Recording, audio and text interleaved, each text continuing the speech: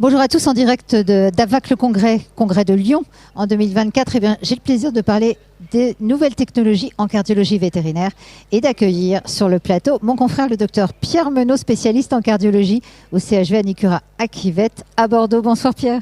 Bonsoir Valérie. Bon, merci alors pour l'invite. Pierre, non, avec plaisir, moi je suis contente de t'avoir sur le plateau. Bon, l'IA, ça se développe en cardiologie vétérinaire.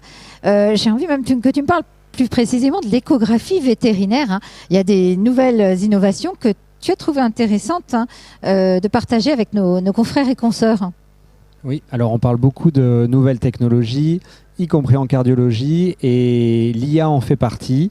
Alors c'est tout nouveau, et comme souvent, on se tourne pas mal vers la médecine humaine, et donc on voit ce qui se fait, on voit ce qui va arriver pour nous.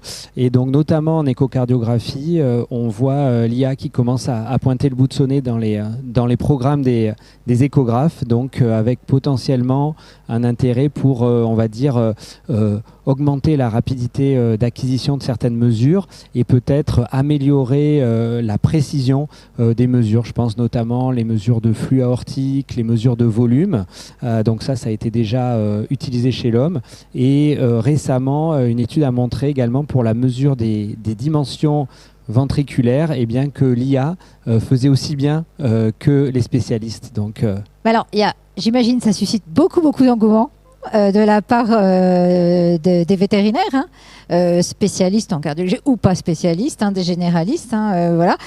Mais est-ce qu'il y a besoin d'une validation de ces technologies ou est-ce qu'on peut considérer qu'on peut les utiliser les yeux fermés?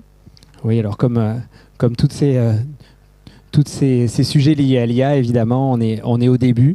On pensait que ça n'arriverait jamais il y a 2 ans et on se retrouve inondé d'IA maintenant. Donc évidemment, il va falloir valider tout ça. Donc il faut savoir que ça existe.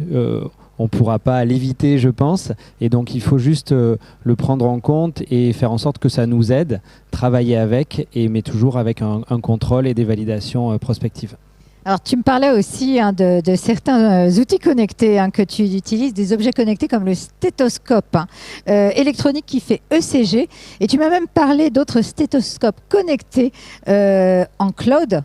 Est-ce que tu peux nous dire de quoi il s'agit? Parce que là, ça paraît totalement dingue comme objet connecté. Oui, donc on a pas mal d'objets connectés en cardiologie maintenant.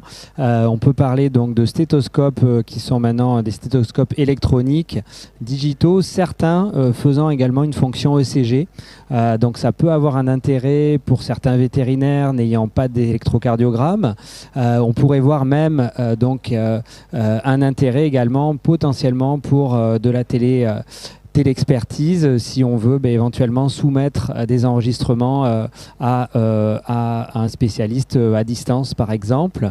Et également dans les ECG même maintenant passent au digital, donc un côté un peu plus ludique pour le vétérinaire, et également toujours pareil, une possibilité éventuellement d'envoyer en lecture, s'il y a besoin évidemment, à un lecteur qui se trouverait peut-être à des centaines voire des milliers de kilomètres. Oui, donc en fait, la téléradiologie, on sait, se développe de plus en plus dans le milieu vétérinaire, avec une possibilité d'avoir des spécialistes en imagerie qui vont lire parfois des examens d'imagerie qui sont complexes.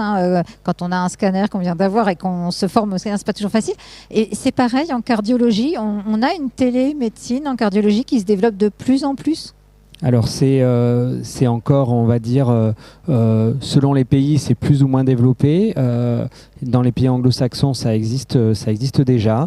On sait qu'en France, on a une réglementation qu'il faut respecter, mais tout ce qui est télé-expertise sont des choses qui sont évidemment qui sont amenées à se développer en cardiologie avec de l'aide sur des cas, la lecture de CG à distance, comme on l'a vu, éventuellement la téléassistance également sur des échographies.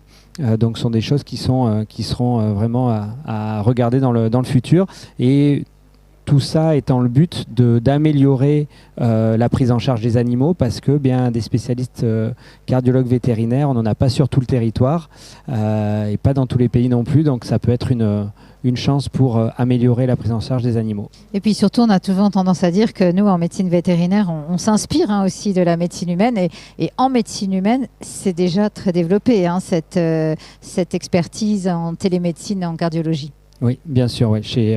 En médecine humaine, c'est déjà développé. Également, le télésuivi avec les objets connectés sont déjà très développés chez l'homme en suivi, bien sûr. En tout cas, merci Pierre pour ce petit zoom sur les objets connectés et l'IA en cardiologie vétérinaire et pour ce partage pour nos confrères et consoeurs. En tout cas, un grand merci à toi. J'espère que ce petit sujet sur l'IA en cardiologie vétérinaire et les objets connectés vous auront intéressé et continuez à suivre Veto Inside pour des nouvelles actus dans la médecine vétérinaire. Allez, à très vite.